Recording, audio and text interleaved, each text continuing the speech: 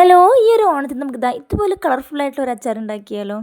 Beetroot വെച്ചിട്ട് കേട്ടോ. ഒരുവിധ ആൾക്കാർക്കൊക്കെ അറിയുണ്ടാവും, പക്ഷേ ഇത് ഞാൻ കുറച്ചും കൂടി ഡിഫറെൻറ്റ് ഒരു ഇൻഗ്രീഡിയൻസ് ഇത് എക്സ്ട്രാ ചേർത്തിട്ടുണ്ട്. അതുകൊണ്ട് തന്നെ ടേസ്റ്റ് കുറച്ച് ഡിഫറെൻറ്റ് ഉണ്ട് കേട്ടോ.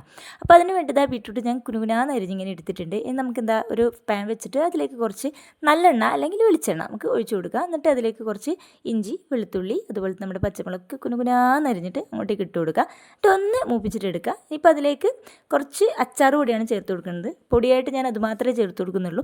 എന്നാൽ അതൊന്ന് മൂപ്പിച്ചിട്ടെടുക്കുക. എന്നിട്ട് നമുക്കിതിലേക്ക് ചേർക്കാൻ പോകുന്ന ഇൻഗ്രീഡിയൻ്റ് എന്ന് പറയുന്നത് ഇതാണ് കേട്ടോ സ്പെഷ്യൽ. കുറച്ച് ഒരു സ്പൂൺ കടുകും അതുപോലെ തന്നെ ഒരു 1/4 ടീസ്പൂണോളം ഉലുവയും ചേർത്ത് ഒന്ന് പൊടിച്ചിട്ടെടുക്കുക കേട്ടോ. എന്നിട്ട് നമുക്ക് ഇതിലേക്ക് ഒന്ന് ചേർത്ത് കൊടുക്കുക. ഇതിൻ്റെ ടേസ്റ്റ് ഒരു ഡിഫറെൻ്റ് ആട്ടോ ഈ ഒരു അച്ചാറിന്. അപ്പോൾ ഇതുപോലെ ഒന്ന് ജസ്റ്റ് അതും കൂടെ ഒന്ന് ഇളക്കിയിട്ട് അതിലേക്ക് നമുക്ക് ബീട്രൂട്ട് ഇട്ട് കൊടുക്കാം.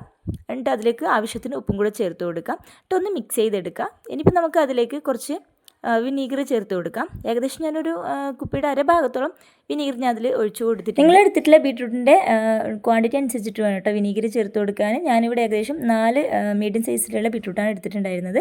പിന്നെ അതിലേക്ക് ഞാനിപ്പോൾ അരക്കപ്പ് ചൂടുവെള്ളം കൂടെ ചേർത്ത് കൊടുത്തിട്ടുണ്ട്. പിന്നെ അതിലേക്ക് ഒരു 5-6 ഈത്തപ്പഴം കൂടെ കുരുനീക്കിയിട്ട് ഇട്ട് കൊടുക്കാം.